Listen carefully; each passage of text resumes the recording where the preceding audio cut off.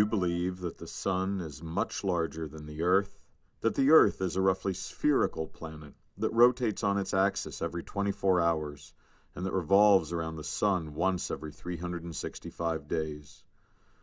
You believe that you were born on a particular date, that you were born to 2 human parents, and that each of your human parents was born on an earlier date.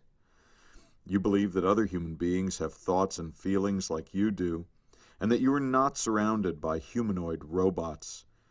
You believe all of these things, and many more, not on the basis of direct observation, which can't by itself tell you very much about the relative size and motion of the sun and the earth, or about your own family history, or about what goes on in the minds of other humans. Instead, these beliefs are mostly based on what you've been told. Without spoken and written testimonies, human beings could not pass on knowledge from one person to another, let alone from one generation to another. We would know much, much less about the world around us. So learning about a topic by asking an expert on that topic, or appealing to authority, helps us gain knowledge. But it doesn't always. Even the most highly respected authorities can turn out to be wrong. Occasionally this happens because a highly respected authority is dishonest and claims to know something that she or he really doesn't know. Sometimes it happens just because they make a mistake. They think they know when they don't know. For example, a number of respected economists did not expect the financial collapse of 2008. They turned out to be wrong. Maybe they were wrong because they were overlooking some important evidence. Maybe they were wrong because they were misinterpreting some of the evidence they had noticed.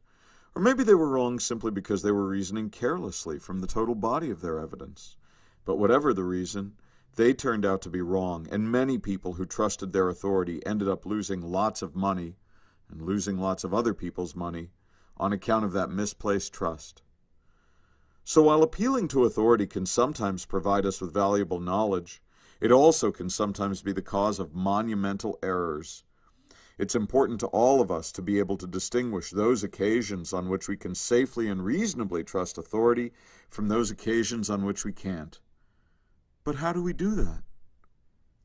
In order to do that, nothing is more useful than an authority's track record on a particular topic.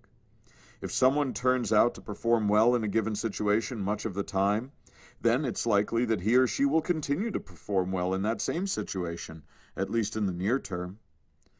And this generalization holds true of the testimony of authorities as much as of anything else. If someone can consistently pick winners in both politics and baseball, then we should probably trust him or her to keep on picking winners in both politics or baseball, though maybe not in other things where his or her track record may be less stellar. If other forecasters have a poorer track record on those same 2 topics, then we shouldn't trust them as much.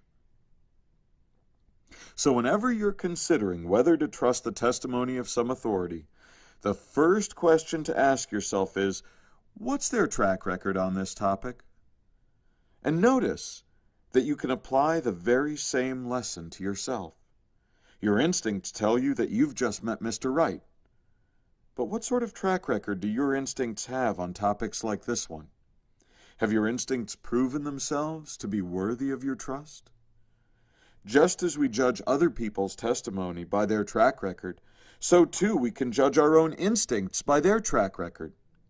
And this brings us one step closer to an objective view of ourselves and our relation to the world around us.